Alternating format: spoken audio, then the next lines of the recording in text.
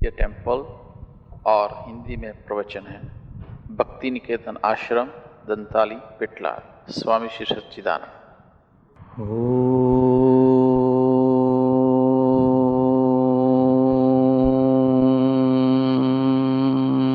अज्ञान तिमिरान्धस्य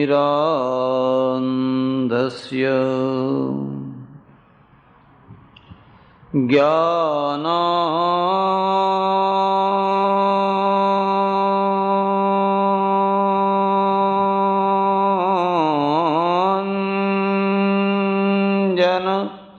शलाकया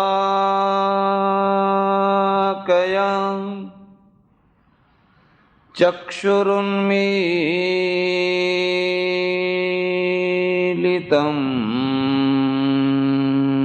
येन तस्मै श्रीगुरवे नमः। मूकं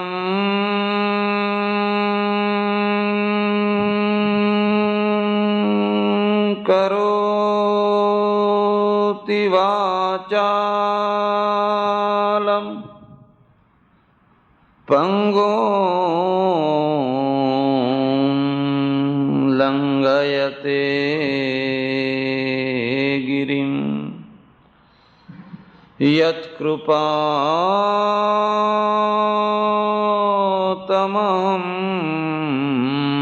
वन्दे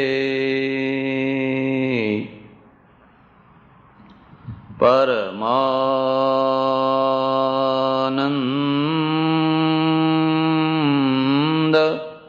माधवम्।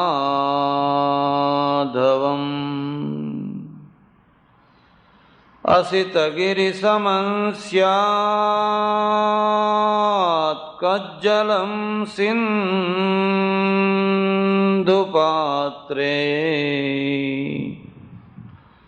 सुरतरुवर्षाखा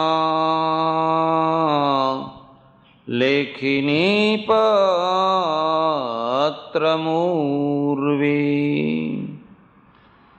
लिखति अधिगृहीत्वा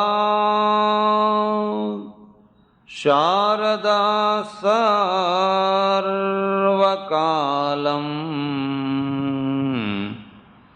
तदपि तव गुणानामीशपारं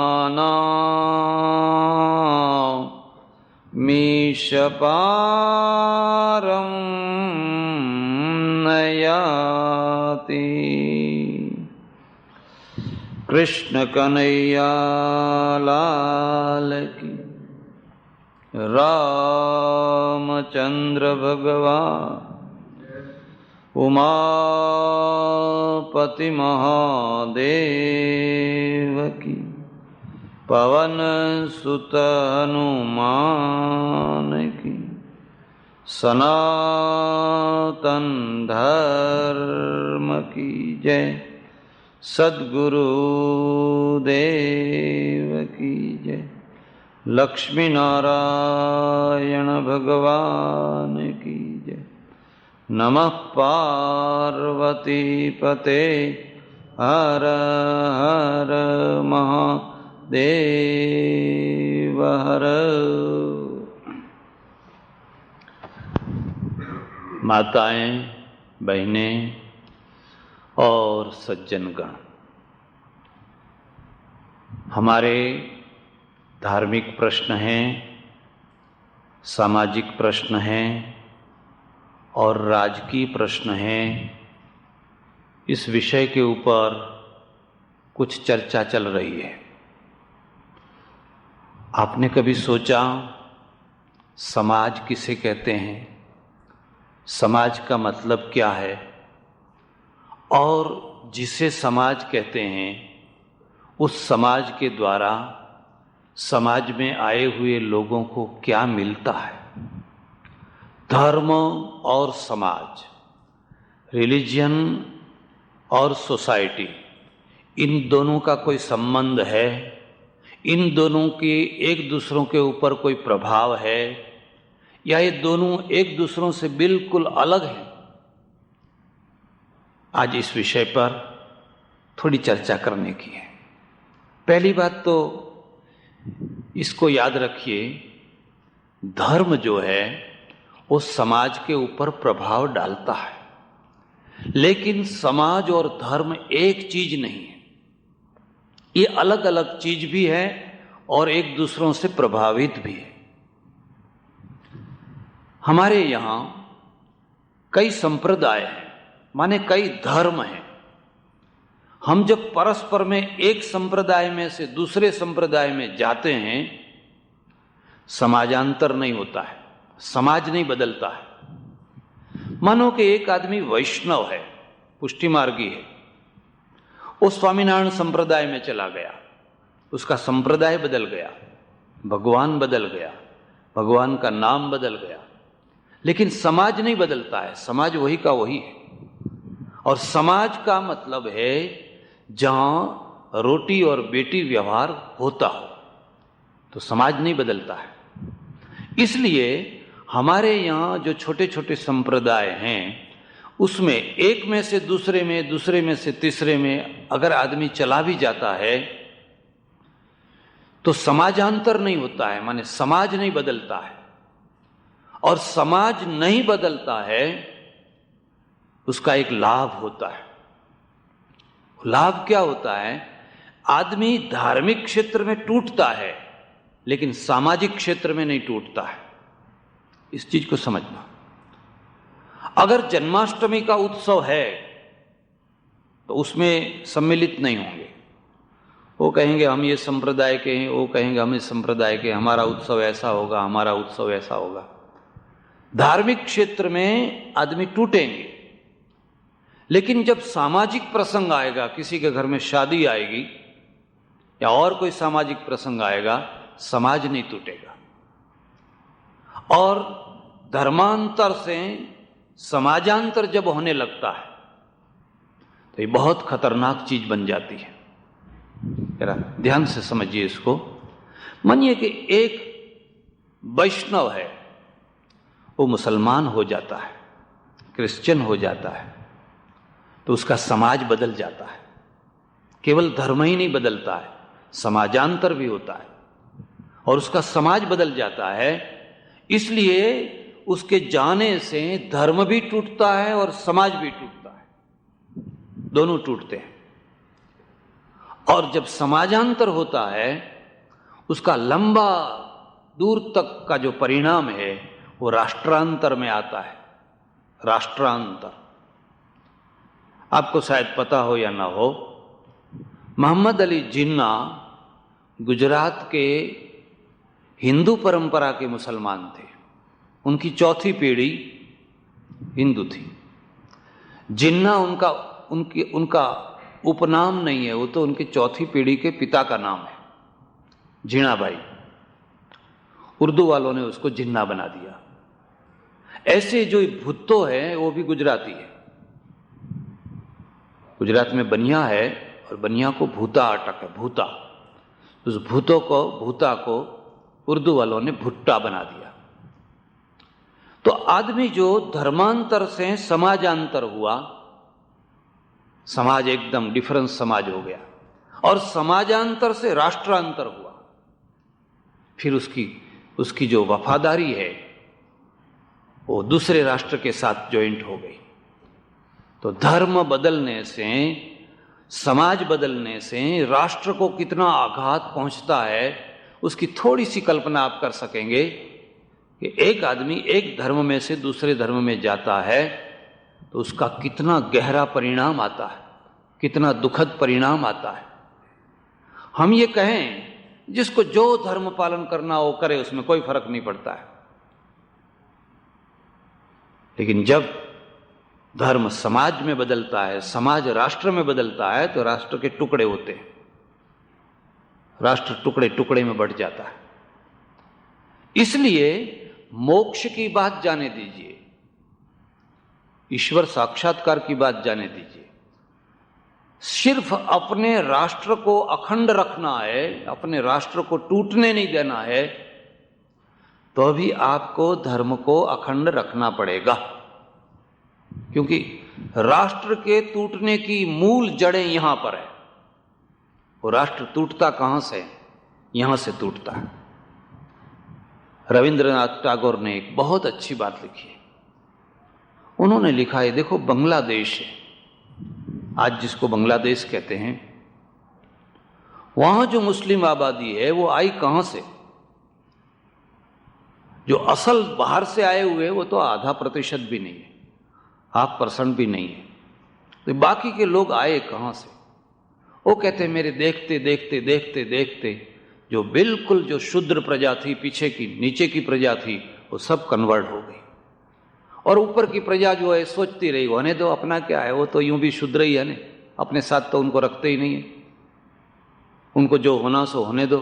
कभी इस बात का ख्याल नहीं किया कि तुम्हारे जो छोटे ये जो पीछे का अंग है वो अगर दूसरे धर्म में जाएंगे तो समाज बदलेगा, और समाज बदलेगा तो राष्ट्र बदलेगा। इसलिए धर्म की बात केवल ईश्वर और मोक्ष तक ही सीमित नहीं है, उसके साथ में यह भी देखना है कि धर्मांतर से समाजांतर होता है या नहीं, और समाजांतर से राष्ट्रांतर होता है या नहीं। और राष्ट्रांतर होता है, और अगर राष्ट्र को बचाना है तो धर्म को बचाना होगा, और धर्म को बचाना है, दीवारें बना करके धर्म को नहीं बचा सकते। जो छोड़ छोड़ करके जो जा रहे हैं उनके प्रश्नों को समझो, क्या कारण है। एक दिन उदय होता है, सूर्य उदय होता है, हिंदू प्रजा कम होती है, मुस्लिम कम नहीं होती, क्रिश्चियन कम नहीं होती है, वो तो बढ़ती है। और हम क्यों कम हो रहे हैं, उसको तो सोचना ही पड़ेगा। हमारे में क्या ऐसी बातें हैं, लोग हमको छोड़ छोड़ करके जा रहे हैं।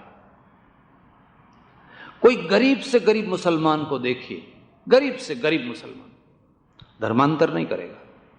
लालच दीजिए उसको, लोभ दीजिए, वो धर्मांतर नहीं करेगा, क्योंकि उसको अपने धर्म के ऊपर इतनी निष्ठा है।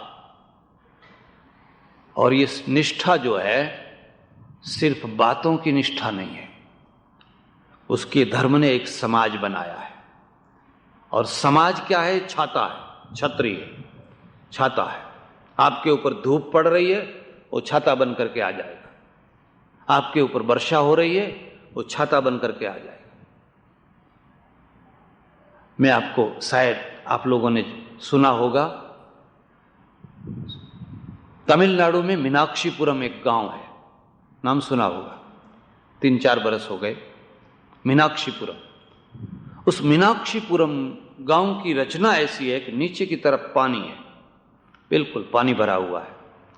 फिर पानी से सट करके जो मोहल्ले आते हैं वो हरिजनों के आते हैं, चमार लोग। उसके ऊपर जो लोग रहते हैं, ऊपर की साइड में, वो सवर्ण लोग, अच्छे लोगों के आते हैं, ब्राह्मण, क्षत्रिय, वैश्य इत्यादि लोगों के। और ये जो शूद्र हैं, हरिजन हैं, असल में हरिजन शूद्र नहीं है, वो तो महाशूद्र है। शूद्र तो इनसे ऊपर की जातियां हैं, मैं गिनाना नहीं चाहता। जिसको भी यज्ञोपवीत न हो सब शूद्र है, ऐसी व्याख्या है। मैं इसको नहीं मानता हूं, लेकिन ऐसी व्याख्या है। तो ये लोग गांव को घूम करके जाते हैं, गांव के बीच में से नहीं जा सकते। ऐसा हुआ एक बार, कोई आदमी मर गया, चारों तरफ पानी भरा हुआ था, जाने का कोई रास्ता नहीं था। उन्होंने गांव वालों का हाथ जोड़ा, इस मुर्दे को गांव में से जाने दीजिए स्मशान तक, क्योंकि चारों तरफ पानी भरा हुआ है, वर्षा है, जगह नहीं है, तो बीच में से जाने दीजिए। गांव वालों ने डंडे निकाले, कैसे आओगे, मत्था फोड़ देंगे अगर इधर पांव रखा तो। और ये लोग कौन? ये सब BA MA पढ़े हुए लोग, कोई ऑफिसर है, कोई कहीं जॉब करता है, कहीं कहीं जॉब करता है, अच्छी अच्छी पोस्ट पर नौकरी करते हैं। इन्होंने सारे लोगों ने मिलकर के निश्चित कर दिया, चलो हम धर्म बदल देंगे। वो सारे के सारे मुसलमान हो गए, सब के सब एक साथ। पूरे भारत में बहुत बड़ा तहलका मचा था और मुसलमान हो गए।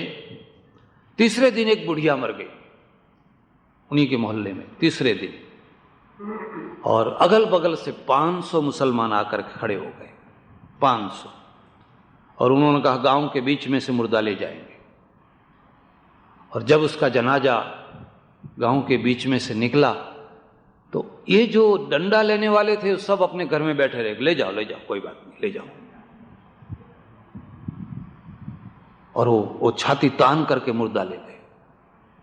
हमें ये सोचना है, अगर ये मुसलमान हो गए, गांव के बीच में से मुर्दा ले गए, तब हम कुछ नहीं बोलते हैं। लेकिन जब ये हिंदू थे और राम राम बोलते हुए मुर्दा ले जाना चाहते थे, राम राम बोलते हुए, तब तो हम डंडा लेके खड़े हो गए थे कि पांव तोड़ देंगे तुम्हारा, मत्था फोड़ देंगे। तो ऐसी कौन सी हमारे में कमजोरी है, हम ऐसा क्यों सोचते?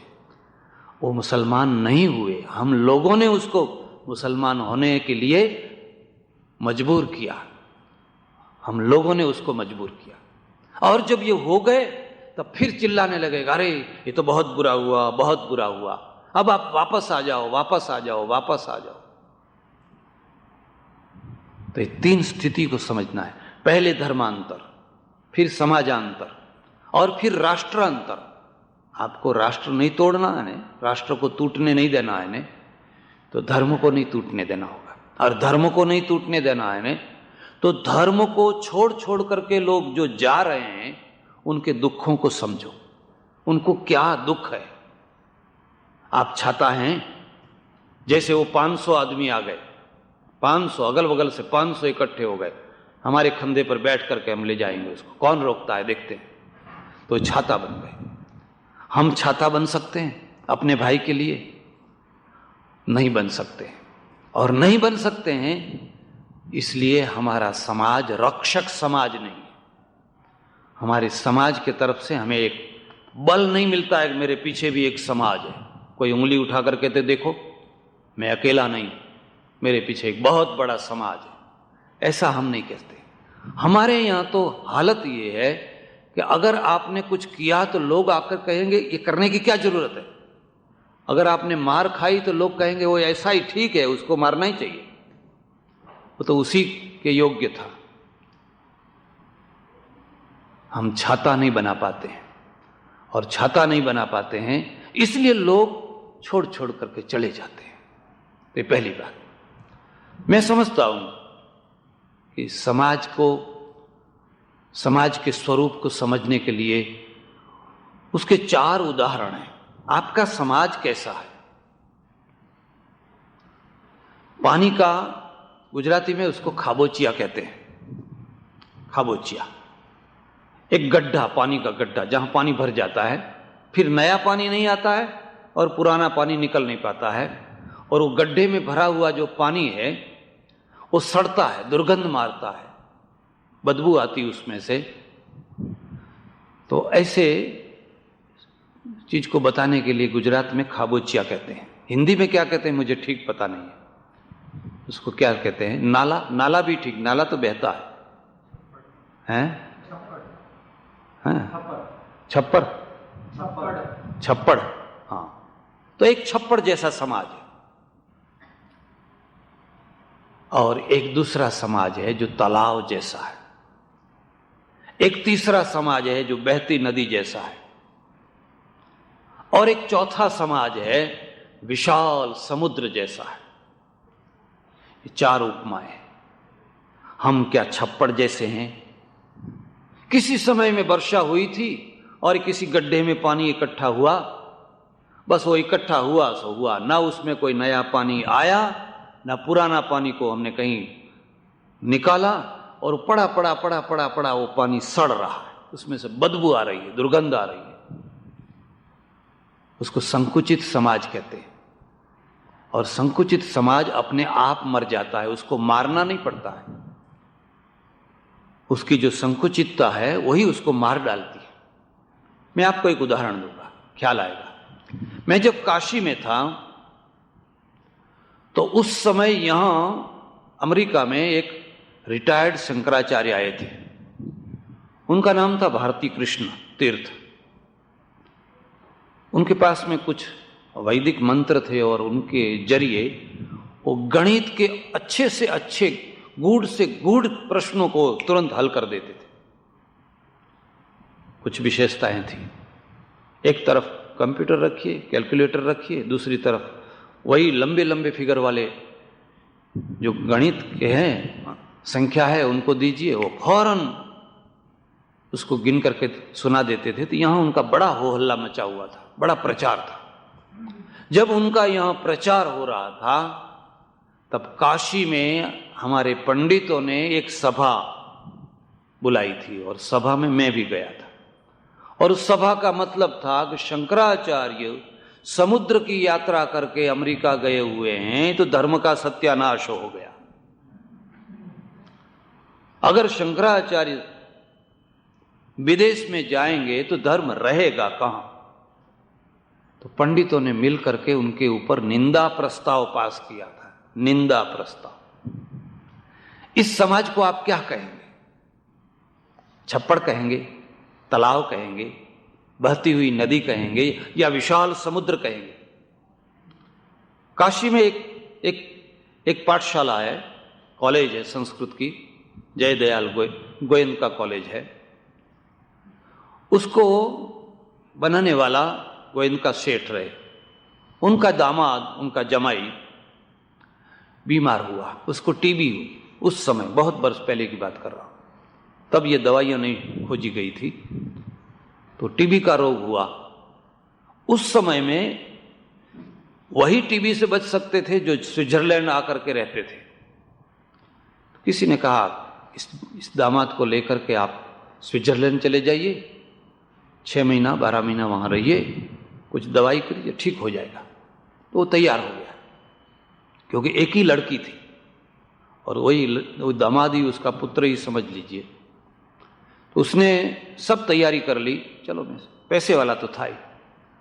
फिर पंडित लोग इकट्ठे हुए और इकट्ठे होकर के कहा, अरे महाराज, आप जैसे धर्मात्मा बड़े सेठ समुद्र को पार करके जाएंगे तो धर्म रहेगा कहां?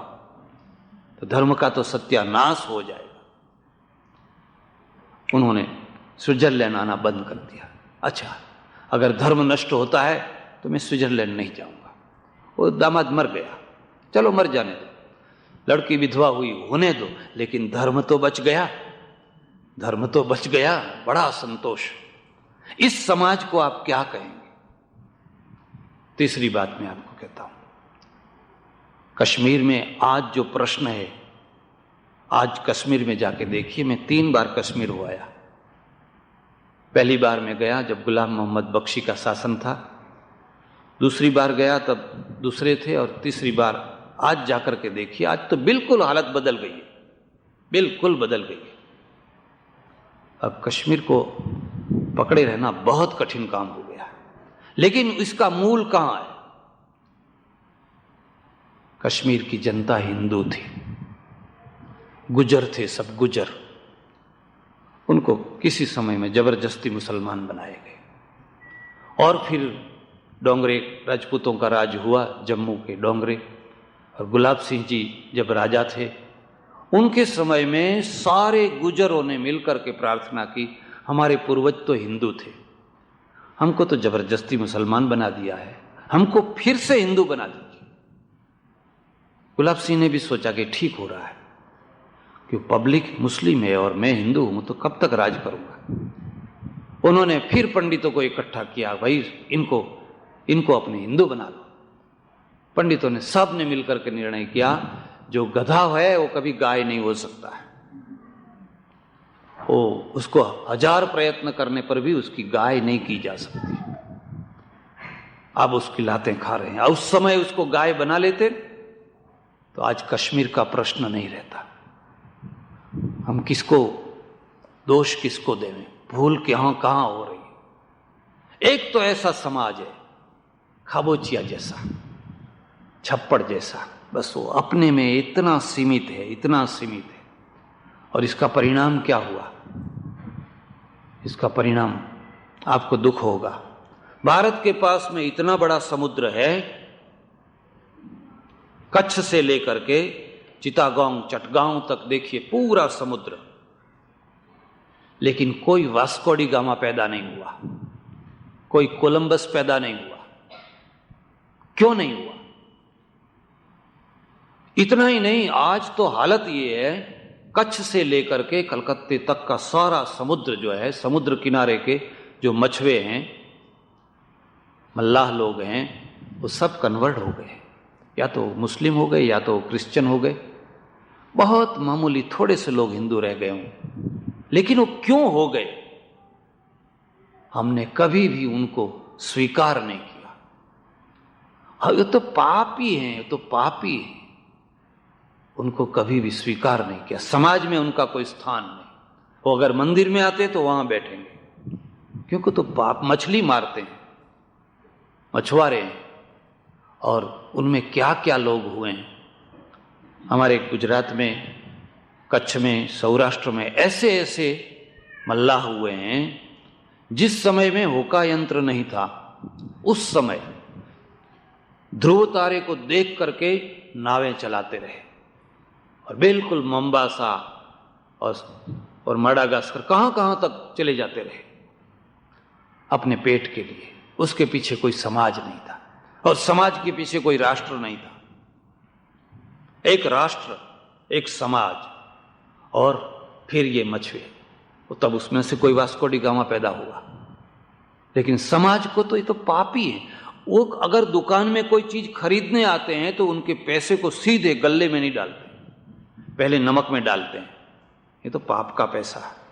पहले नमक में डालते हैं और थोड़ी देर नमक में रहने देते हैं, फिर उठा करके फिर पेटी में रखते हैं, क्योंकि तो पापी लोग हैं। अब किसी को आप पापी पापी पापी पापी कहते रहेंगे, वो कब तक आपके समाज में रहेंगे? और फिर जिस समाज में गए वहां उनको कोई पापी नहीं कहता, वहां उनसे कोई भेद नहीं रखा जाता है। मस्जिद में साथ में बिठाते हैं, चर्च में साथ में बिठाते हैं, उनके धंधे को कोई घृणा की दृष्टि से नहीं देखते हैं। आप करिए अपना धंधा जो करते हैं, और हमने उनको स्वीकार नहीं किया। वास्को डी गामा क्यों पैदा हुआ? क्योंकि उसके पीछे एक समाज था, और समाज के पीछे एक राष्ट्र था, और राष्ट्र के दिमाग में एक महत्वाकांक्षा थी। पुर्तगाल इतना छोटा सा, स्पेन छोटा सा, इटली छोटा सा, नीदरलैंड छोटा सा, लेकिन इन छोटे छोटे राष्ट्रों ने 400-500 वर्ष तक समुद्र में, इधर उधर समुद्र में मरे हैं, जिए हैं, चक्करें लगाए हैं। बरसों तक इन्होंने तप किया है, और बरसों के तप के बाद में किसी ने इंडिया को खोजा, किसी ने अमेरिका को खोजा, और फिर खोजने के बाद कॉलोनियां बनाने शुरू हो गई, एक के बाद एक, एक के बाद एक। एक गोरी चमड़ी सारी दुनिया पर अपने झंडे लेकर घूम गई। हमारे पास में अंडमान निकोबार था, हमको पता ही नहीं था कि अंडमान निकोबार कोई द्वीप है। और इतना बड़ा ऑस्ट्रेलिया था, 3 भारत बन सके, 3, इतना बड़ा ऑस्ट्रेलिया था। वो तो खाली पड़ा था और पुकार रहा था, आइए आइए आइए, हमारी संपत्ति को भोगिए। लेकिन हम एक ऐसे समाज को बना करके बैठे थे कि यहां से बाहर नहीं निकल सकते।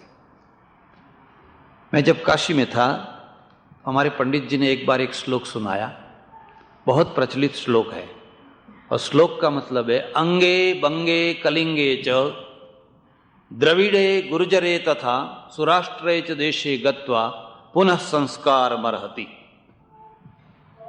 इतने प्रांतों में, इतने देशों में अगर कोई ब्राह्मण जावे और जाकर के वापस आवे तो अपनी यज्ञोपवीत बदल डाले, क्योंकि ये सब भ्रष्ट देश है। और भ्रष्ट देश में जाने के बाद जब वापस आवे तो नया संस्कार कर दे। कौन कौन भ्रष्ट देश है? अंगे, बंगे, कलिंगे, बंग बंगाल, कलिंग उड़ीसा, द्रविड़े माने साउथ इंडिया, द्रविड़े च गुर्जरे तथा गुजरात, सौराष्ट्र। इन सब देशों में जाकर के जो वापस आता है, गंगा और यमुना के किनारे पर रहने वाला पवित्र ब्राह्मण, पुनः संस्कार मरहति। उनको पता नहीं था कि मैं गुजराती हूं, क्योंकि साधुओं का तो पता नहीं चलता है। तो वो तो सुना रहे थे कि सब भ्रष्ट देश है, इन देशों में जाकर के जो वापस आवे अपने नया संस्कार कर लेना चाहिए।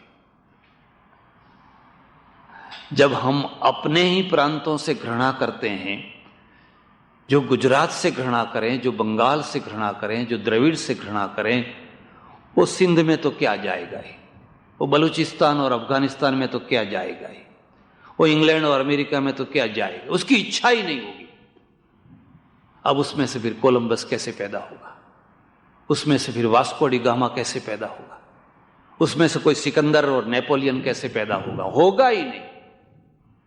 पब्लिक को तो मार दिया गया, एक खबोचिए में रख दिया गया, बस इसी में, इससे बाहर मत निकलो, क्यों बाहर सब भ्रष्ट है। उनको पता नहीं कि सारी दुर्गंध तो यहां पड़ी हुई है, सारी बदबू तो यहां पड़ी हुई है, क्यों बाहर निकले तो पता चले। इसलिए एक समाज तो ऐसा होता है जो समाज एक छोटे से ग्रुप में, छोटी सी जगह में बरसों से सड़ता रहता है, सड़ता रहता है, सड़ता रहता है, लेकिन वो बाहर नहीं निकलता है। एक बात आपको मैं सुनाऊं, बहुत प्रसिद्ध बात है, शायद आपने सुनी भी हो। बंगाल में नवाब का राज था, मिदनापुर, और नवाब की बहुत बड़ी सत्ता थी।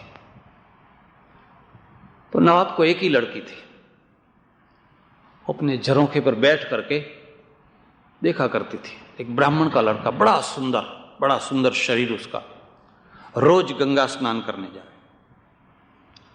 खुले बदन में एक गमछा डाले हुए। तो लड़की उसको देखा करे और देखते देखते उसके ऊपर उसका मन मोहित हो गया। वो सूखने लगी, दुबली पतली होने लगी। तो उसके पिता ने कहा, तुम्हें क्या तकलीफ है? बहुत समझाने बुझाने पर कहा कि अगर मेरी शादी करना चाहते हैं तो वो जो ब्राह्मण का लड़का रोज जो जाता है आता है, मैं उसी से शादी करूं। नवाब ने उसको धमकाया, वो तो भिखारी है, वो तो भीख मांगने वाला है, रोज दक्षिणा लेने वाला, उसके साथ शादी क्या करोगे? नहीं करो तो फिर मैं शादी नहीं करूंगी, शादी करनी है तो उसी के साथ शादी करो। बहुत समझाने पर भी जो नहीं मानी, तो फिर नवाब ने उस लड़के को बुलाया और उसको कहा, देखो मेरी लड़की के साथ तुम्हें शादी करनी है।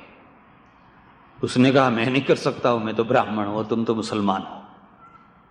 उसने बहुत समझाया, समझाते समझाते समझाते पर भी जब वो नहीं माना तो उसको कह दिया, 8 दिन में निश्चय करके आओ, या तो शादी करो या तोप के गोले से उड़ा दूंगा, तोप के मुंह पे बांध करके उड़ा दूंगा। तो उसको बहुत चिंता हुई। उसने अपने समाज को इकट्ठा किया, सारे समाज को हाथ जोड़कर, नवाब मुझे मार डालेगा, इसलिए आप लोग मुझे छूट दे दीजिए, मैं उसके साथ शादी करूं और फिर आप मुझे हिंदू बना लेना।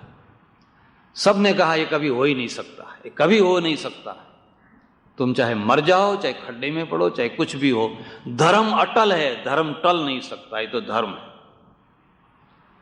फिर उसने क्या किया, जितने मंदिर थे वहां सब जगह जाकर के हाथ जोड़ने लगे, भगवान मुझे बचाना। जगन्नाथपुरी तक गया, भगवान मुझे बचाना, भगवान मुझे बचाना। आखिर में कोई व्यवस्था नहीं हो सकी। 8वें दिन उसने शादी कर ली उस नवाब की लड़की के साथ। 8वें दिन शादी कर ली, और शादी कर लेने के बाद वो जमाई हुआ, दामाद हुआ। उसका नाम काला पहाड़, लोगों ने उसका नाम काला पहाड़। उसने मंदिरों को तोड़े हैं, मंदिरों को तोड़े हैं, इतने मंदिर किसी ने नहीं तोड़े, और ब्राह्मणों की जनोइयों को तोड़ा है, पकड़ पकड़ करके, आओ आओ अब मैं तुम्हें ठीक कर रहा हूं। आसाम से लेकर उड़ीसा तक और आधा बिहार तक सारे मंदिरों को उसने ध्वस्त कर दिए। फिर युद्ध में मारा गया। हुमायूं के साथ में जो युद्ध हुआ, उस युद्ध में वो मारा गया।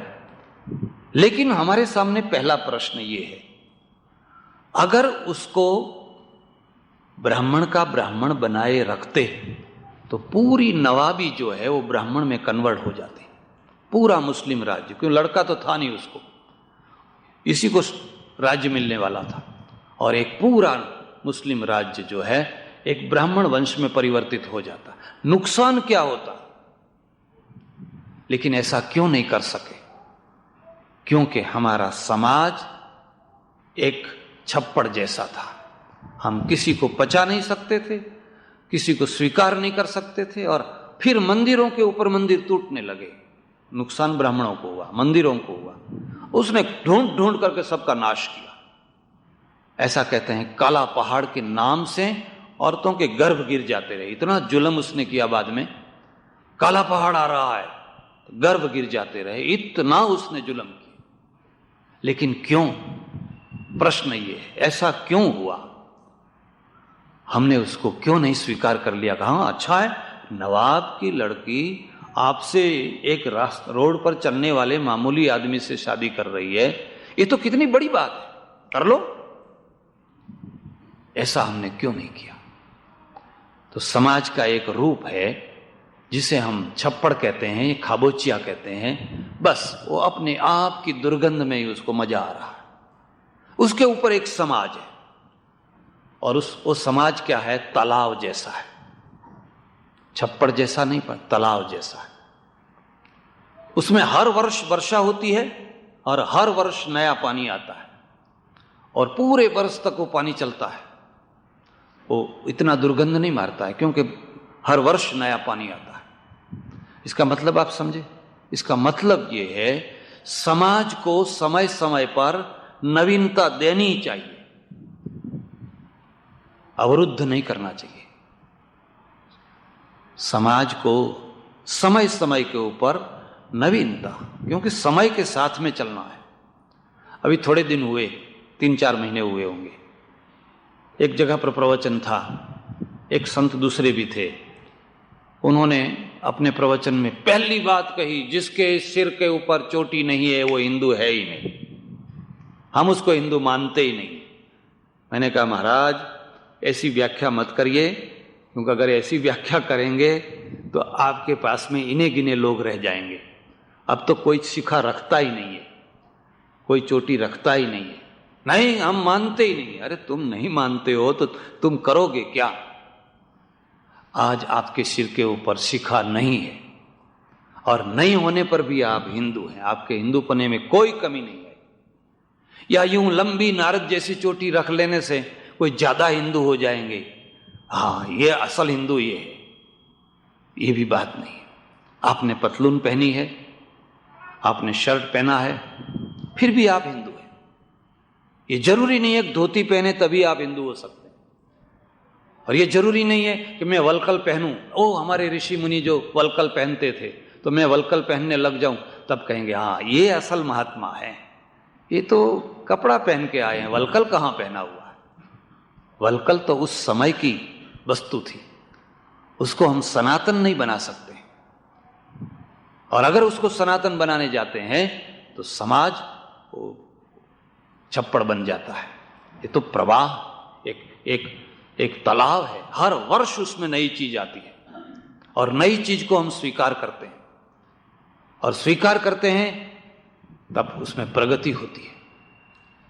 इसलिए एक समाज तो ऐसा है जो एक बहुत बड़े तालाब जैसा है, चारों तरफ से उसमें पानी आता है, पानी को जमा रखते हैं, और फिर जब पानी कम होने लगता है, सीजन आती है, फिर नया पानी आता है, नया पानी आता है, नया पानी आता है।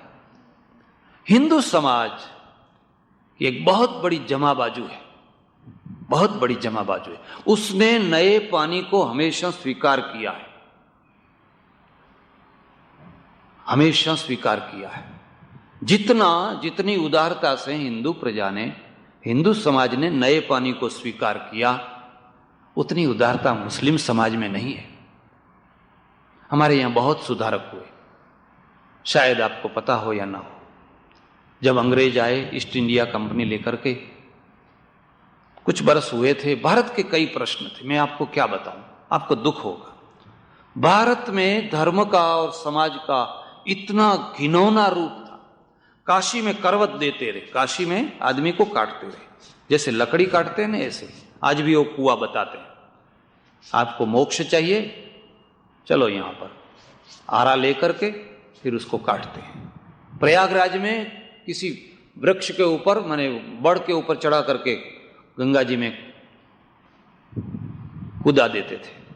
और वहां जगन्नाथपुरी में बड़े बड़े पहिया वाला रथ निकलता है, उस रथ के पहिए के नीचे मर जाते हैं। मोक्ष चाहिए, इस पहिए के नीचे मर जाइए। मैंने कहीं शास्त्र में ऐसा पढ़ा नहीं, मैंने भी थोड़ा इसमें समय व्यतीत किया है, लेकिन ऐसा ही होता रहा। तो बंगाल तो भारत का मस्तिष्क है, मस्तिष्क रहा पहले, क्योंकि अंग्रेज वहां पहले आए। और आप देखिए कि जहां जहां अंग्रेजों ने पहले निवास किया वहां बहुत जल्दी तरक्की हुई। बंगाल, बंबई, मद्रास, यहां तीनों में जल्दी समाज की क्रांति हुई। और इंटीरियर जो भाग है, यूपी, बिहार, मध्य प्रदेश, यहां जल्दी नहीं हुई, आज भी बहुत पीछे है लोग, क्योंकि वहां नहीं। तो वहां हर रोज कितनी औरतें सती के रूप में मर जाती रही, कितनी औरतों को, क्योंकि पुरुष जो है वो मर गया, उसकी पत्नी है, या तो उसको सती बना दो या उसको जिंदगी भर के लिए विधवा, वैधव्य था। आप जाकर के देखिए, बंगाल में आज भी देखिए, सफेद कपड़ा, एक ही कपड़ा पहने हुए हजारों की संख्या में विधवाएं मिलेगी। काशी में आई है, वृंदावन में आई है, 4-4 आने में भजन करती है, किसी प्रकार पेट पालती है, और उनका दुरुपयोग दूसरे धर्म वाले उठाते हैं, दूसरे धर्म वाले उनका खूब दुरुपयोग उठाते हैं, हमारी आंख नहीं खुलती। तो उस समय में औरतों को चिता पर चढ़ा देते रहे। तो एक 65 वर्ष का एक ब्राह्मण 15 वर्ष की एक लड़की के साथ में चौथी बार शादी की, फिर वो मर गया, बीमार मर गया। तो उसके साथ में उस लड़की को भी चिता में चढ़ाया था अग्नि, और वो निकल करके भागे नहीं, इसलिए लठ लेकर लोग खड़े थे चारों तरफ। जैसी अग्नि जलाई, उसमें लगी हो, बहुत जोर से उसने चीस डाली, कूद करके बाहर ना आ जाए, इसलिए लोग खड़े थे। उसी समय एक फैक्टरर अंग्रेज निकला वहां से, उसने इस दृश्य को देखा और शेर की तरह झपटा और जाकर के उसके हाथ पकड़ करके लेके भाग गया। तो लोग देखते रह गए। और हमारी ये दूसरी बात है, ब्राह्मण की लड़की को अगर एक ब्राह्मण ले जाता है मत्था फोड़ देगा, पटेल की लड़की को पटेल ले जाता है तो मत्था फोड़ देंगे। क्या समझते हो, बाएं चढ़े, हम 6 गांव के और तुम 27 गांव के, तुम 42 गांव के, हमारी लड़की को ले गए, मत्था फोड़ देंगे। लेकिन कोई विधर्मी ले जाता है, ले जाओ ले जाओ ले जाओ, कोई विधर्मी ले जाता है तो कोई बाहें नहीं चलाता, जाने दो जाने दो जाने दो, जो हो गया सो, उस चीज को याद मत करो। ये हमारी खासियत है।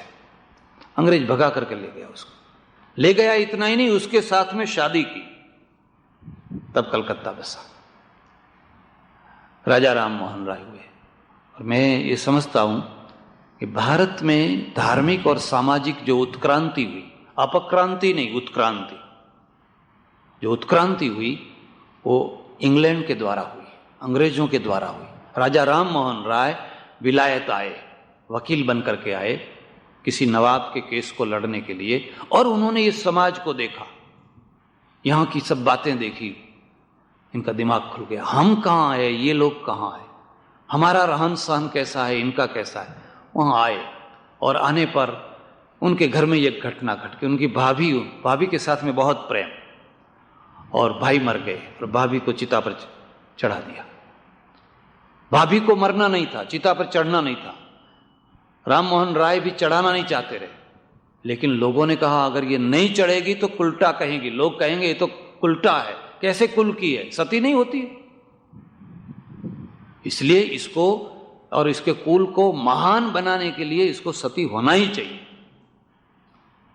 जब स्मशान में गए और उनकी भाभी को चिता पर बिठाया और भाई का शव है वो उनके गोद में रखा, और पहली आग जब लगी उसने चिल्लाया तो वो भाभी भाभी करके दौड़े, उनको किसी ने उनके मत्थे पर मारा, जोर से बेभान होकर गिर पड़े।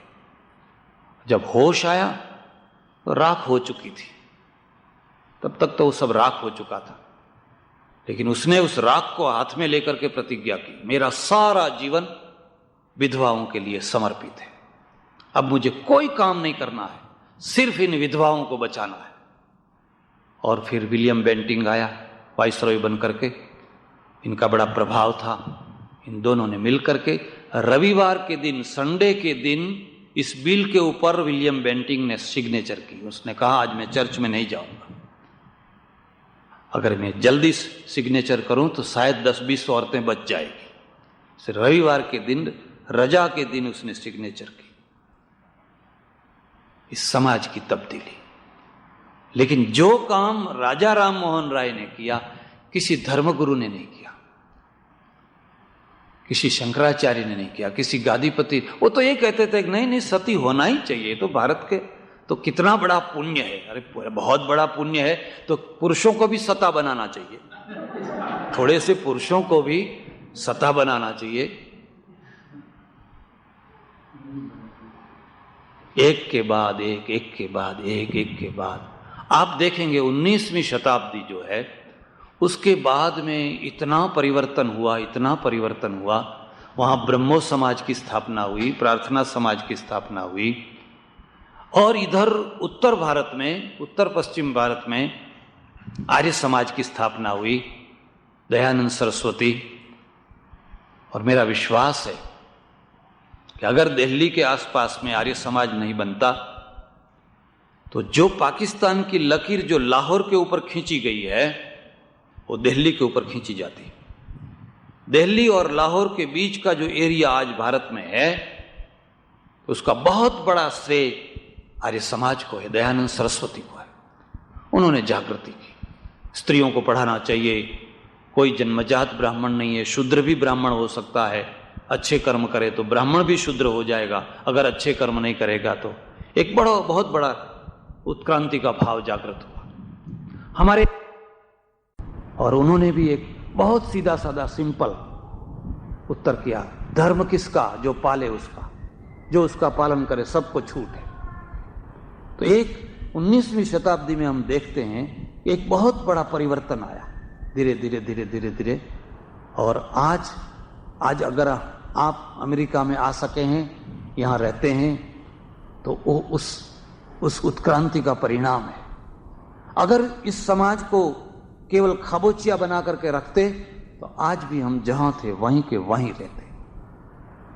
लेकिन जो कुछ हुआ ये 100 वर्षों में, 150 वर्षों में हुआ, 100 वर्षों में। फिर तो गांधी जी आए और गांधी जी ने तो बहुत परिवर्तन किया, बहुत कुछ परिवर्तन किया। तो ये दूसरा समाज है जिसमें नई नई बातें हर वर्ष डाली जाती है, हर वर्ष स्वीकारी जाती है, पानी नया हो जाता है। फिर एक उसके ऊपर एक तीसरा समाज है और उस तीसरे समाज का नाम है नदी है। वो तो बहती हुई नदी है, गंगा की तरह, जमुना की तरह, मिसिसिपी की तरह वो बहती है, कहीं से निकलती है, जहां से निकलती है बहुत छोटी होती है। आपने कभी गंगा जी का मूल देखा? कभी भारत में जाए तो गंगोत्री जाना, और गंगोत्री से भी ऊपर 12 कोस ऊपर गोमुख है, वहां जाना। इतना सा है, बस इतनी गंगा है। और वो फिर आगे चलते चलते गंगा सागर में तो 10 मील का फासला उसका बढ़ जाता है, 10 मील का। ऐसे ही एक समाज ऐसा होता है, छोटी सी नदी की तरह, लेकिन वो बहता है तो दूसरी नदियां उसमें मिलती है, और जो भी मिलती है उसको स्वीकारती चली जाती। आओ आओ आओ आओ, आपके लिए हमारे यहां जगह है, आइए।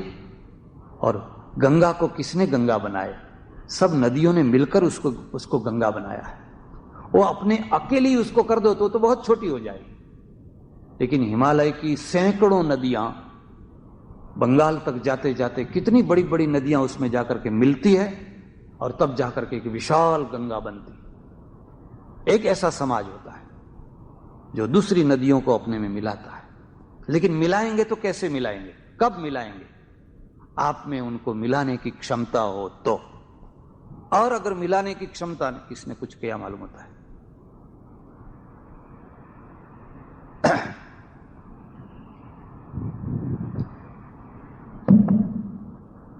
और अगर मिलाने की क्षमता नहीं है, आप विशाल नहीं होंगे, बड़े नहीं होंगे। बड़े होने के लिए जरूरी है बहती हुई नदी। बहती का मतलब समझे आप? जैसे काल एक बहता है। आज 13 तारीख है, नहीं 12 है, 13 है, 12 तारीख है आज, 12वीं तारीख है। 200 बरस पहले क्या था, 300 बरस पहले क्या था, 400 बरस पहले क्या था? क्या 400 बरस पहले की 13 तारीख और आज की 13 तारीख एक है? इनको एक बनाया जाएगा? क्या 400 बरस तक पीछे धकेल दिए जाएंगे? विक्षेप થાય છે, આવું નહીં કરવાનું. શું થયું? ભલે આવતો હોય પણ વચ્ચે ગડબડ થાય, પછી આખો પ્રવાહ તૂટી જાય. 400 बरस हम समाज को पीछे नहीं धकेल सकते. गति ही जीवन है, रुक जाना ही मृत्यु है. गति ही जीवन है. एक पत्थर को उठाइए, आकाश में फेंकिए, जब तक उसमें गति है वो आकाश में जाएगा. जहां उसकी गति पूरी नहीं हुई नीचे गिरेगा, और गिरते समय वो घूमते हुए नहीं गिरेगा, वो यूं सीधा गिरेगा, और जाते समय घूमते हुए जाएगा. क्यों? गति में जीवन है और रुक जाना ही पतन है, वही मृत्यु है. इसलिए एक समाज तो ऐसा होता है कि नदी की तरह वो बहता है. वो हिमालय में भी बहता है, यूपी में भी बहता है, गंगा बिहार में भी बहती है, बंगाल में भी बहती है. मैं एक बार कश्मीर गया, बहुत वर्ष पहले की बात है, और हमारे साधुओं की भी क्या बात करूं, मेरे को तो पता भी नहीं था. और शाम को किसी ने मुझे सुनाया कि कल कश्मीर के महाराजा के यहां भोजन करने जाना है. उनकी जो पत्नी है, विधवा पत्नी, उन्होंने आमंत्रण दिया है, वहां भोजन करने जाना है.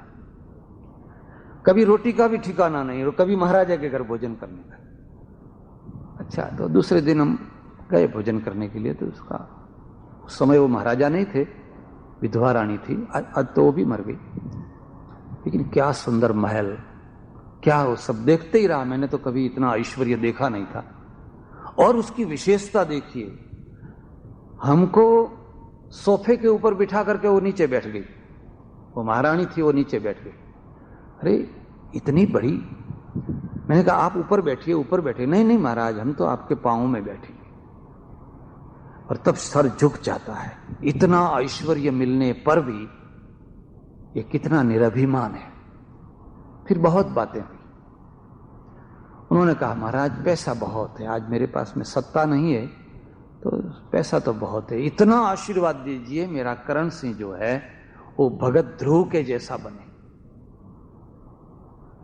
मैं देखता ही रह गया इसकी क्या इच्छा है कि मेरा लड़का, माने वो अपनी सौत का लड़का करण सिंह जो है वो भगत ध्रुव जैसा बने. फिर तो करण सिंह जी भी आए.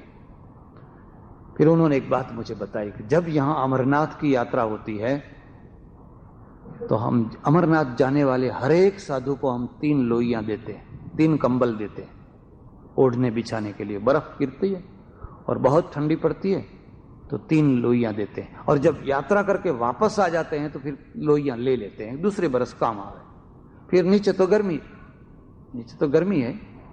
इसलिए गत वर्ष मैंने सब साधुओं को लोइयां दी थी, और जब वापस ली तो यहां 1000 साधु आकर के मुझे गालियां देने लगे. तुम ऐसी हो राण, तुम फलानी हो, तुम ऐसी हो, तुम ऐसी हो. कंबल दे करके वापस ले लेती हो, कहीं साधुओं को दिया हुआ वापस थोड़ा लिया जाता है. महाराज मुझे बहुत दुख हुआ, बहुत दुख हुआ. अब मैंने निर्णय किया है कि अब लोइयां देना ही नहीं, अब देना ही बंद कर देना. देवे तब गालियां देवे. मैंने कहा नहीं, ऐसा नहीं करना. जो दाता है वो तो नदी जैसा है, वो तो एक बहती हुई नदी है. गंगा जो बहती है, जमुना जो बहती है, तो उसमें हर एक आदमी सूर्य को अर्घ्य देने वाला नहीं आता है. कोई उसमें मछली मारने वाला भी आता है. कोई लड़के जो है ने, गुजराती में उसको बाड़ोतियां कहते हैं, तो लड़के के जो मलमूत्र से बिगड़ी हुई, हाँ, उसको धोने के लिए भी कोई आता है, कोई कुल्ला करने के लिए भी आता है. तो गंगा ये नहीं कहती है कि मैं अब हिमालय वापस चली जाऊंगी, जब तक तुम लोग ठीक नहीं होंगे मैं अब बहने वाली नहीं हूं. गंगा कभी ऐसा नहीं कहती. वहां कोई संध्या करने वाले आवे तो भी गंगा प्रसन्न होती है, और कोई बाड़ोतिया धोने के लिए आवे तो भी चलो ठीक है, जैसी तुम्हारी योग्यता. ऐसे ही जिसको सत्कर्म करना है, जिसको अच्छा काम करना है, उनको ऐसे लोगों से उबना नहीं चाहिए, निराश नहीं होना चाहिए। तो थोड़े बहुत तो ऐसे लोग रहेंगे, आप कोई भी अच्छा काम करिए, थोड़े बहुत तो ऐसे लोग रहेंगे। अपने इसमें जो अच्छे हैं उनके तरफ देखना चाहिए, तो ये बंद नहीं करना, इसको चालू रखना।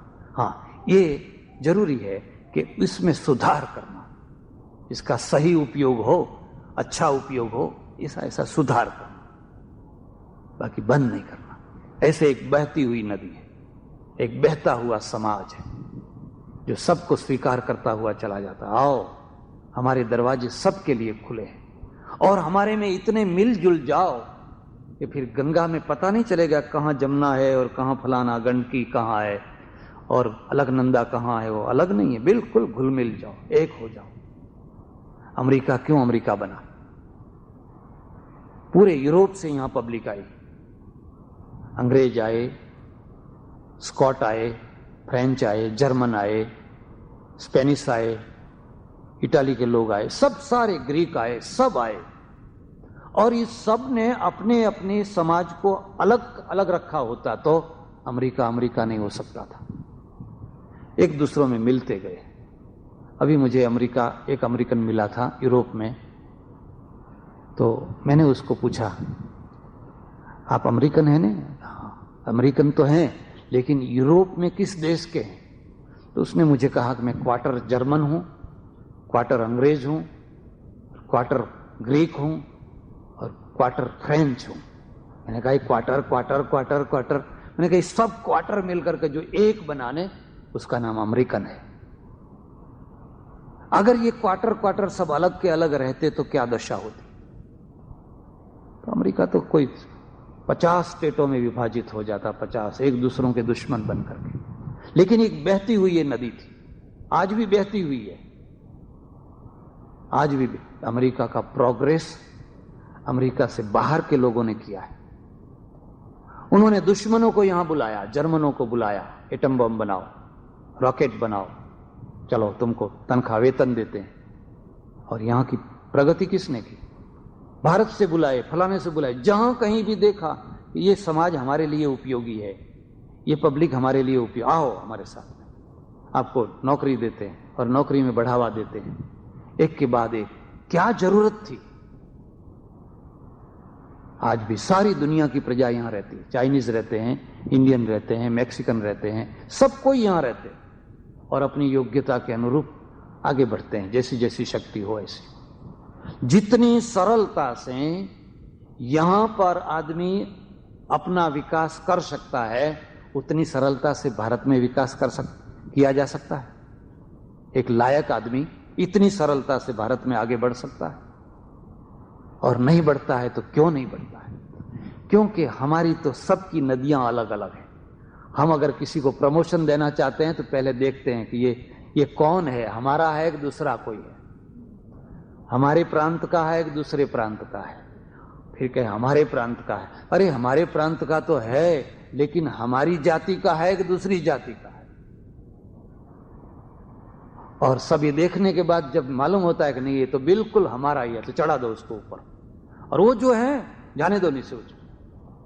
आज भी देश में कितने रत्न पड़े हुए हैं, और मैं लोगों को कहता हूं हर रोज बंबई से एक जंबो जेट उठता है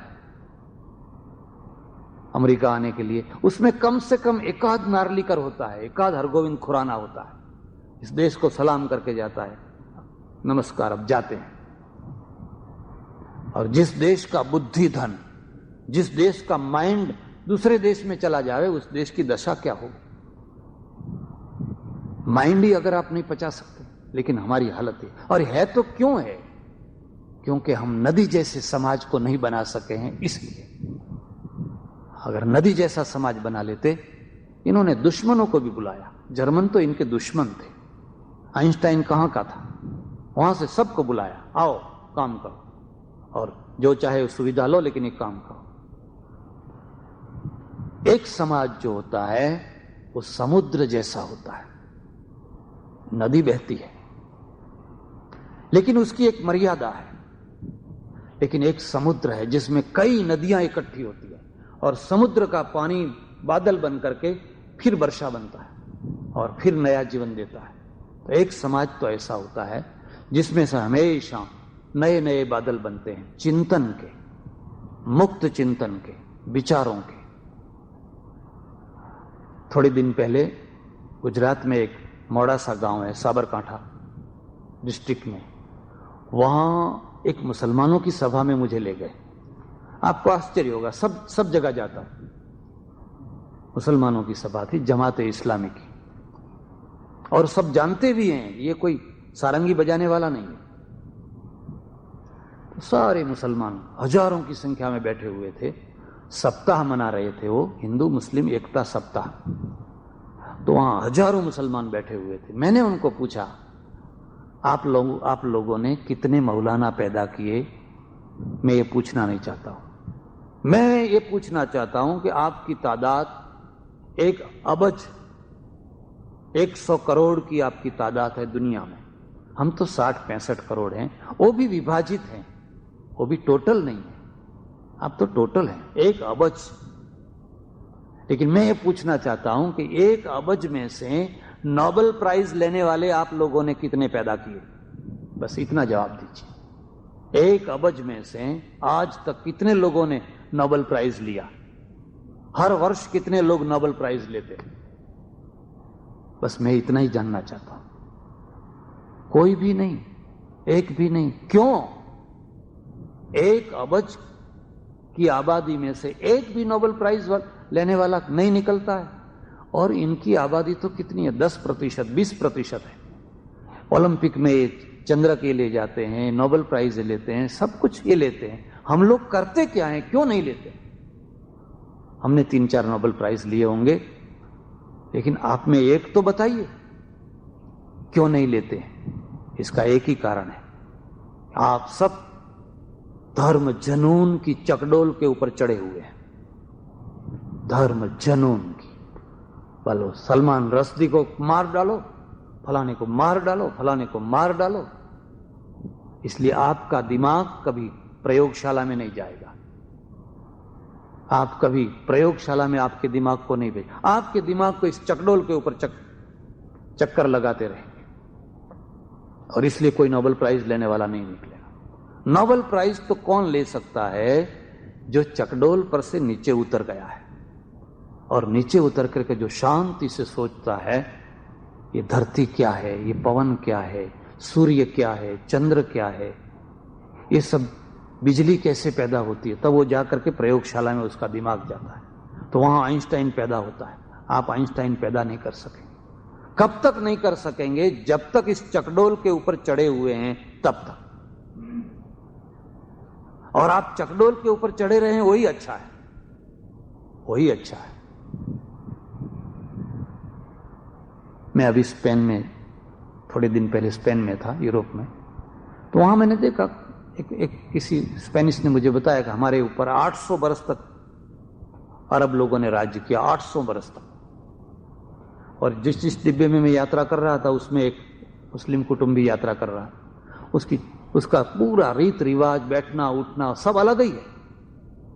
800 बरस के बाद, राज करने के बाद भी आज उसको खाने की रोटी का ठिकाना नहीं, रोटी खाने का ठिकाना नहीं। 800 बरस तक आप लोगों ने किया क्या? और 800 बरस तक जो गुलाम थे, आज पैसे वाले हो गए। भारत में भी यही दशा है। सुबह में रोटी है तो शाम को नहीं है, शाम को है तो सुबह में नहीं। क्यों? क्योंकि प्रजा जो है उसको धर्म की चकडोल के ऊपर चढ़ाया गया है। और अगर प्रजा का कल्याण करना है, प्रजा का उद्धार करना है, तो 2 अनिवार्य शर्तें हैं। पहले उसमें शिक्षा, एजुकेशन अनिवार्य शर्त, उसको पूरा एजुकेशन मिलना चाहिए। और दूसरी शर्त है कि जो चिंतन है, उस चिंतन को छूट देनी चाहिए, विचार करने की छूट देनी चाहिए। अगर उसके दिमाग को पकड़ के रखेंगे, चिंतन को दबोच देंगे, प्रजा विकास नहीं करेगी। इसलिए 4 समाज है, और इस 4 समाज में से हम कहां हैं, ये तो हमें सोचना है। हमें कहां रहना चाहिए, हमें कहां क्या होना चाहिए, ये तो हमें सोचना है। और अगर हम ये जो छोटा सा समाज है, बात बात में, छोटी छोटी बातों में हम भ्रष्ट हो जाते हैं। अगर छोटे से समाज में, तो हम जो सामाजिक जो छाता है, सामाजिक जो बल है, सामाजिक जो शक्ति है, उसको पैदा नहीं कर सकते। एक दूसरी चीज याद रखिए, धर्म समाज को प्रभावित करता है और समाज धर्म को प्रभावित करता है। समझने की बात है। इस्लाम एक है लेकिन समाज कई हैं, और कई समाज हैं। फिलीपींस का, रंगून का, तमिलनाडु का, गुजरात का, यहां का मुसलमान एक है, लेकिन समाज, उनके सामाजिक रूप अलग अलग है। लेकिन सब में फिर भी धर्म एक बहुत बड़ा प्रभाव डालता है। तो धर्म जो है आदमी को गढ़ता है, जैसे वो गढ़ने वाला मूर्ति को बनाता है, ऐसे गढ़ता है। मैं एक उदाहरण दूंगा आपको। सिख कौन है? वो तो हमारे ही भाई हैं, हिंदू ही हैं। उनकी अटकें देखिए, अहलुवालिया, भाटिया, खत्री, रोड़े, वो तो सब बनिए थे, हिंदू थे। और हिंदू में भी व्यापारी कौम। गुरु नानक देव खत्री थे और गोविंद सिंह जी तो गोविंद राय थे, फिर गोविंद सिंह बने, पहले तो गोविंद राय थे। लेकिन उन्होंने जो नया धर्म खालसा पंथ चालू किया, उसने सारे का रूप बदल दिया, सारे रूप। आज सिख कैसे? आज एक प्रजा है, एक बहादुर प्रजा है। आज अलग चीज है, पंजाब का एक प्रश्न है, वो तो पॉलिटिक्स प्रश्न है, पॉलिटिकल बेस को अलग कर दीजिए। लेकिन उसमें जो शक्ति आई तो कहां से आई? मिलिट्री में जाके देखिए, और उसको ऑलराउंडर बना दिया। वो ड्राइवर भी हो सकता है, मैकेनिक भी हो सकता है, व्यापारी भी हो सकता है, उद्योगपति भी हो सकता है, ज्ञानी जी भी हो सकता है, वो सब कुछ हो सकता है। सोल्जर भी हो सकता है, जनरल भी हो सकता है, हट्टा कट्टा शरीर से मजबूत आदमी। लेकिन ये बनाया तो किसने बनाया? उसके नए धर्म ने। अगर ये नया धर्म उनके पास में नहीं आता और जैसा पुराना धर्म था वैसा का वैसा उनके पास रहता, तो आज वो कैसी प्रजा होती? जरा सोचिए। 1.5 करोड़ की आबादी है उनकी, और 1.5 करोड़ की आबादी आज पंजाब में सरकार की आंखों में से आंसू आ रहे हैं, लेकिन पंजाब को संभाल नहीं पाते। क्यों? इतनी शक्ति आई तो कहां से आई? धर्म आदमी को गढ़ता है, आदमी के भीतरी रूप को और आदमी के ऊपरी रूप को धर्म बनाता है, उसके दिमाग को, उसके अभिगम को, उसकी दृष्टि को एक बनाता है। हमारे यहां एक घटी हुई घटना बताऊं। नडियाद स्टेशन है, नडियाद, पेटलाद के पास में ही नडियाद है, और नडियाद में बहुत कॉलेज हैं। अगल बगल के गांव से लड़के लड़कियां सब पढ़ने आते हैं, और पढ़ने आते हैं तो भारत में तो आप जानते हैं, कुछ लोग जानबूझ करके लड़कियों की छेड़ती करते हैं, परेशान करते हैं उनको। यहां मैंने नहीं देखा, शायद मेरे देखने में कोई गलती हो। मैं कई बार लाइनों में खड़ा हुआ, एक दूसरों के कपड़े का टच नहीं होता है, ऐसे लोग खड़े होते हैं एक दूसरे से दूर दूर दूर दूर। हमारे यहाँ लाइन ऐसी लगती है कि एक दूसरे के ऊपर के ऊपर, जैसे उसकी सांस हमारे पर आ रही है और हमारी सांस उसके ऊपर जा रही है, और हम उसको धक्का मार रहे हैं और वो हमको धक्का मार रहा है। माने एक दूसरों को दबोचते रहते हैं जानबूझ कर। तो कुछ लड़के ऐसे होते हैं जो पढ़ते नहीं है, सिर्फ लड़कियों को सताने के लिए उनका ये ऐसा एक रिवाज बन गया। सब जगह, दिल्ली तरफ भी ये हालत है, बसों में, ट्रेनों में, जहां देखो वहां। तो प्लेटफॉर्म पर आकर के ट्रेन खड़ी हुई और सब चढ़े गए। तो 2 लड़कियां बगल के गांव से आई थी, रोज आती रही, ऐसी तो कितनी आती है। फिर 2 लड़के दूसरे धर्म के उनके पास में आके खड़े हो गए और उनको सताने लगे, और वो आगे इधर उधर हो रही है। पूरा डिब्बा देख रहा है, पूरा डिब्बा, लेकिन सब नीचे मुंह करके बैठे हुए हैं। क्यों? हम लोगों ने तुमको सिखाया है, देखो दृष्टा बनो, ये तो दुनिया देखने की चीज है, दृष्टा बनो बस। तो सब दृष्टा बन करके, जैसे भीष्म दृष्टा बने थे, द्रौपदी के चीर खींचे जा रहे थे, तो भीष्म भी कहते दृष्टा बनो। तो सब दृष्टा बन करके बैठे, अपने क्या, जो करेगा सो भोगेगा, इस जन्म में नहीं भोगेगा तो अगले जन्म में भोगेगा, और अगले जन्म में नहीं भोगेगा तो 100 जन्म के बाद भोगेगा, अपने क्या, ये दिमाग बिगाड़ा। तो वो तो लड़कियां बेचारी रोज आती जाती है, तो यही हालत है, इधर उधर हो रही थी, बड़ी भीड़ थी और भीड़ का वो दुरुपयोग उठा रहे थे। गाड़ी उठने ही वाली थी, चलने ही वाली थी, एक सिख का लड़का आ गया 19 बरस का, वो भी वहां पे आके खड़ा हुआ और उसने देखा, यूं देखा तो 2 लड़कियों को परेशान कर रहे हैं। बस एक का यो कॉलर पकड़ कर जोर से हम गाल के ऊपर जोर से एक जो चांटा मारा, प्लेटफॉर्म के ऊपर सीधा जाके गिरा। दूसरे को पकड़ने गया तो वो भाग गया तो सारे डिब्बे वाले खुश हो गए, कहा तुमने बहुत अच्छा किया। और मैं होता तो मैं कहा था कि अभी अच्छा काम और करने का बाकी है, इन सबको 2-2 चांटा मारो। तुमने अच्छा काम किया, तो तुम अच्छा काम क्यों नहीं करते थे? तुमको कौन, ये तो पंजाब का आदमी है, 2000 किलोमीटर दूर से यहां आया हुआ है, उसका कोई यहां समाज नहीं है, उसका कोई घर नहीं है, ये तो अकेला 19 बरस का है। अगर वो प्रतिकार कर सकता है तो आपका तो यहां घर है, आपका यहां समाज है, आप क्यों नहीं कर सकते? लेकिन उसको इसके धर्म ने एक बनाया, हमको हमारे धर्म ने बनाया, उसके धर्म ने उसको क्यों ऐसा बनाया? समय हो गया है, फिर भी थोड़ी बातें कहूंगा। गोविंद राय जी ने जब खालसा पंथ निकाला तो कैसे निकाला?